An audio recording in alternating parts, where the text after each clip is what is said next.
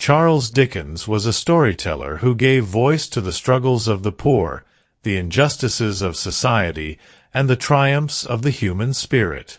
Born on February 7, 1812, in Portsmouth, he enjoyed a comfortable childhood until his family's financial troubles turned his world upside down.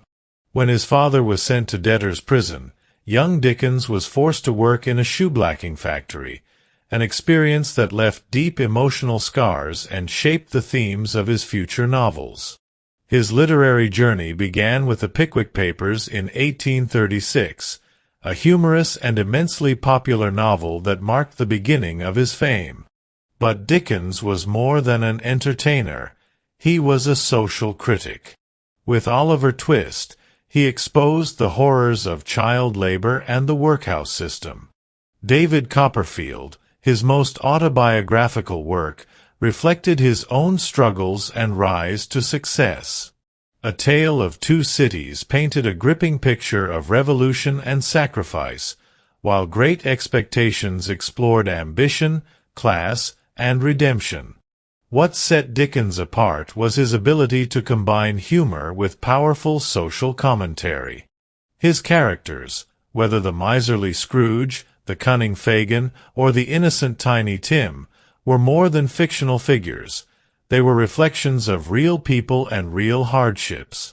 His works, often published in serial form, reached a vast audience, from the working class to the elite, making him one of the first truly popular novelists. Beyond writing, Dickens was a passionate public speaker and an advocate for social reform. He campaigned for better education, prison reform, and workers' rights, using both his words and his influence to push for change. He traveled widely, performed dramatic readings of his works, and remained deeply engaged with the world around him.